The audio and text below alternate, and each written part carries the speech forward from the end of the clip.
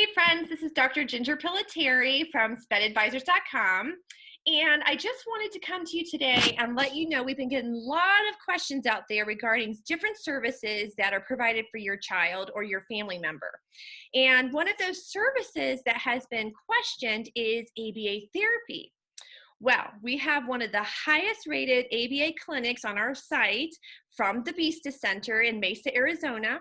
And today we have Miss Emily Davis. She is the assistant director there, and she's also BCBA certified. So we're going to be meeting with her today and asking a few questions so that you can hear some of your questions that you've been asking, and she's got the answers for it. So I'm super excited. Emily, how are you doing today? Good, Ginger. Thanks so much for having me. I'm excited to talk to you. Awesome. Well, we are excited too. And we're just going to get started because several people have questions and I want to get those answers out to them. So the first question that we have for you, Emily, is the most basic question ever is, what is ABA therapy? So I wanted to ask you that. What is ABA therapy if people don't know? And what is the benefit of participating in ABA therapy? Okay, yeah. So ABA most simply just takes the science behind learning and behavior and applies that to teaching new skills that are socially relevant to anyone. So that really means from anything from teaching a young child how to communicate their needs, teaching older individuals how to have a conversation or stay organized for school, or sometimes we'll be teaching appropriate replacement behaviors for things that we want to see happening less. Yeah. Okay, so let me ask you this then. You said appropriate replacement behaviors. Yes. What does that mean to a parent? Okay, a good example would be if your kid cries every time they want a cookie. That is not the right way to ask for a cookie every day. And that's so difficult for parents, right? Because especially right now, during our pandemic, like the tears like probably get a lot of a kid's needs addressed. So what we would want to do is come in and really practice with that kid that either pointing to the cookie or saying the word cookie, or saying, I want a cookie, please, means that you get the cookie. So you don't need to cry or scream for that cookie. There's really appropriate ways that you're capable of asking for it. Great, awesome. Well, thanks for the explanation. That made it Yeah. very simple to understand. All right, so let me ask you this. Who is ABA designed for? And you kind of hit on that, but Yeah. I want to know, like, is there an age limit? Is there a diagnosis specific? Give me the details on who is ABA designed for. Okay, so ABA really is designed for everyone. It's most commonly used for early intervention for kids that have autism, but the science behind it like applies to kids, teens, adults, and you can even use the science to teach animals new skills. So it is good for everybody. The youngest kids usually get diagnosed is about 18 months. That's the youngest I've seen. But more commonly, kids get diagnosed around 4. So it's definitely, there's tools out there through your pediatrician to get screened earlier, but generally ABA can be applied to anyone. Okay, awesome. So adults can even participate in ABA therapy. Yes. Okay. All right. Awesome. Because many of our viewers have children, elementary, middle school, and of course there is that older generation that still live at home with their parents, and they might be wanting to do some ABA therapy as well. Yeah, and so the cool thing about ABA is even though we use the same science across the spectrum of ages or abilities, it's always tailored to that individual's needs. So, a really common service you might see for an older adult would be job coaching. Nice. Okay, that's a great example to go by. Good. Thanks for sharing that. All right. Yeah. So the other question we have is, what should a family member consider when choosing an ABA therapist?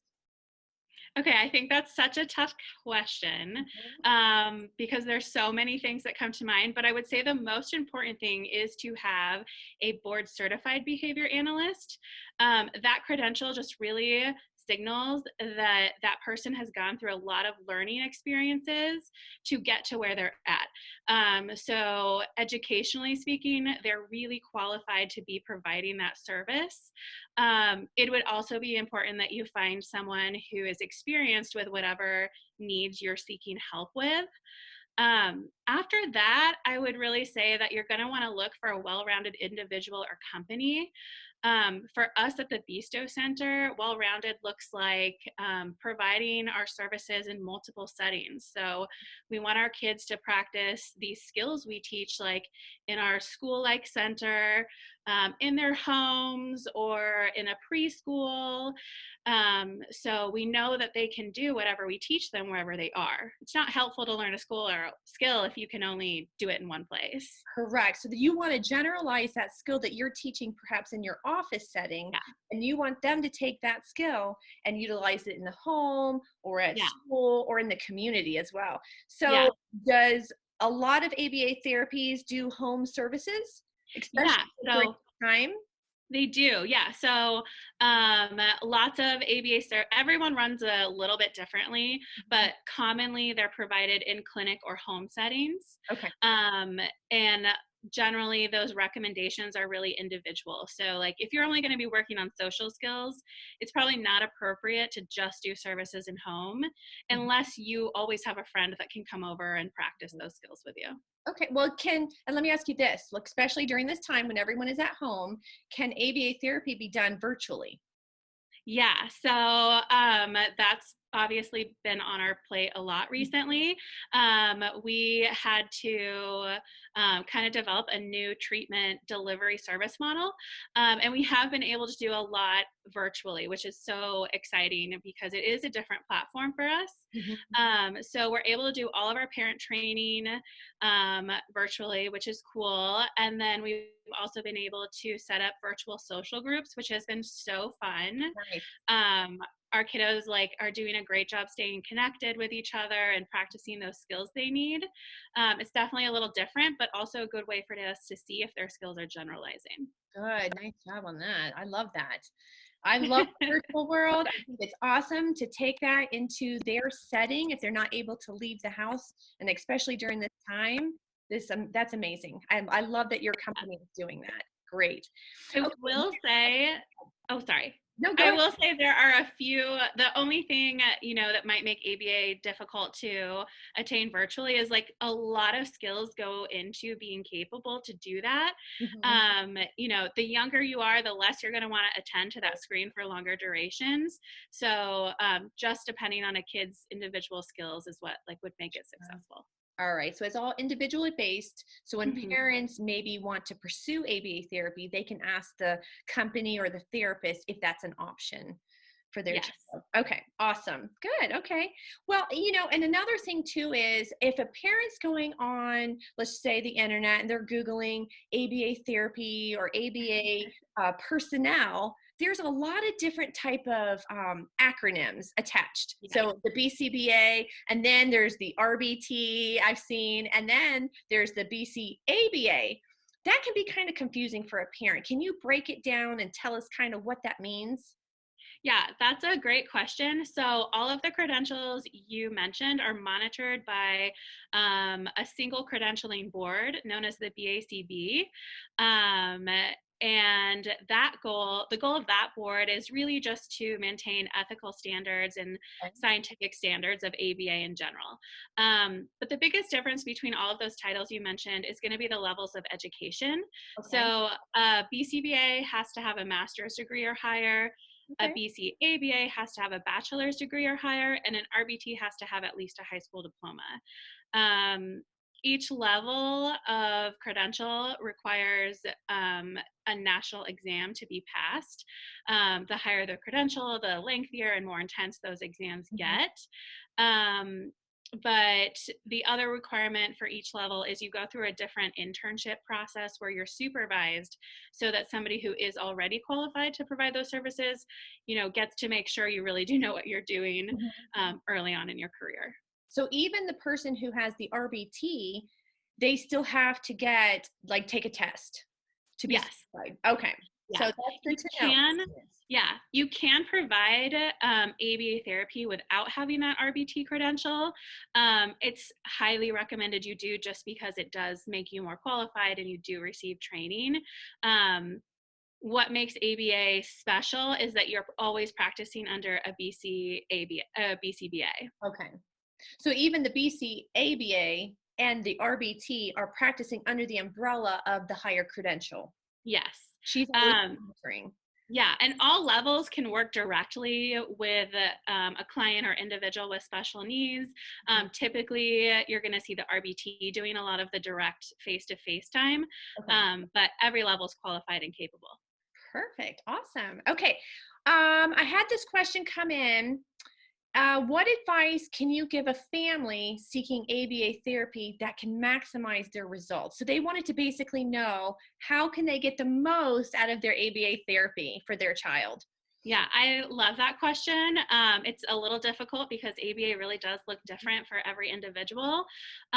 Speaking in really general terms, the younger you start and the more hours you receive, Okay. research says that is going to lead to the best outcomes. Obviously, other things like parent involvement and consistency and follow through with your protocols is also going to have a really major impact on how successful someone is with ABA therapy. So if a child is going into a ABA therapy place, Mm-hmm. and the parent can kind of emulate and do what the ABA therapist does, they could take that information, utilize it at home, and probably yield greater results because Yes. they're going to generalize that information. And so the parents can be taught as well how to do the same thing you're doing, correct? Yes. Okay. And so how do they go about learning what you're doing? Do they observe you? Do they kind of take a class? Like, how does that look? I don't, parents want to know, how can they do what you're doing? Yeah, so there's a lot of different ways to learn about it. Usually, if you're in a ABA program, the BCBA supervising your case is going to want to train you one-on-one. Okay. So they're going to sit with you and talk to you about it, and they may even practice it with you, which is a little awkward, but so beneficial in the long run. You can see what it's like to be that Yeah, child or to be that individual receiving the therapy. yeah. Oh, that's awesome. Okay, well, that's good. So parents who are starting the program can learn from the therapist, and Hmm. the therapist will even train the parent on the techniques that they're doing. Yeah. Awesome. Okay, good to know. Good to know. Okay. We kind of already hit on this. Is there an age range? We talked about that already. It's for any individual. So there's not a minimum or a maximum, really. It's based on diagnosis at the early age. And you said you've seen it to about 18 months. Is that Yeah. correct? That's the Hmm. youngest? Okay. Okay. So this is a big question for parents. Okay. Big question coming up for you. The benefits of ABA is extensive. We know that. It's great. But to some families, it could be very expensive to pay for. Hmm. So how does that work? Is there insurance coverage? Is it out of pocket? Explain to the parents how they can afford ABA therapy. Yeah, well, out of pocket is, of course, always an option. And there are families who are fortunate enough to be able to do that. The clinic I work for, we typically work through people's private insurance. I would compare it to going to your doctor's office, right? So ABA is a medical service. So when you go to your doctor's office, sometimes you have a copay, sometimes you don't. Sometimes different procedures are covered at 90%. It just really depends on your insurance benefits, how much it's going to cost you personally out of pocket. Mhm. Fortunately, many companies will do that footwork for you to figure out what things are going to cost before you start services. So the company meaning, you mean company like the ABA organization? Oh, yes. Yeah. Okay. So your insurance provider can also explain it to you, but an ABA company knows what treatment codes we're going to use, what questions to ask, and who to speak to when they call your insurance provider for you to get that information. So it's pretty different based on everyone's insurance. Occasionally, the services can be funded through the state too, Okay. but it's definitely different state by state when it comes to that type of coverage. Okay, awesome. Well, let me ask you this, Emily. Is there any other bits of information that maybe we didn't cover that you think families really need to know about the benefits or whatever about ABA therapy? Is there anything else you would like to extend to our families? I think we've covered a lot of great things today. One thing I didn't touch on is that a major thing that makes ABA different from other therapies Okay. is that it's data driven. So the therapist working with your kid is collecting hundreds of data points per hour sometimes, Mhm. to ensure that the individual is making progress. And then the supervisor of that case can go in daily to make changes to like ensure that progress is continuing, at the correct rate. And if there's a lot of success, then we're moving on to the next thing as quickly as possible. But that's also part of what makes it so intensive. Yes. Um, So, the last thing I would want to say is that the journey of ABA is not always easy. It's not always a short journey. But if you find the right agency, you're going to be working alongside people who have a deep desire to see any individual they're servicing succeed. Um, and so always remembering that all successes, no matter how big or how small, are so exciting and steps in the right direction. yes, absolutely. In my 20 years of experience, I have had lots of students go through ABA therapy, and man alive, it's amazing to see even those small steps, parents rejoice.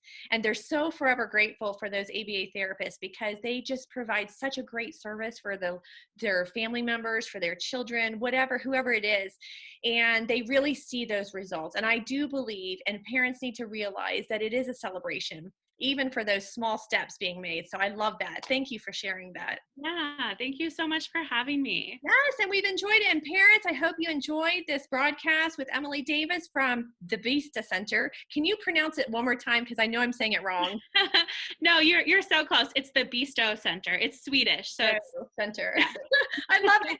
And they are located in Mesa, Arizona. They have a high rating on our system and they are amazing. So I just want to give a shout out to this center. It is awesome. And Emily, we truly appreciate you for being on here. You have been a delight to interview today and I truly appreciate it.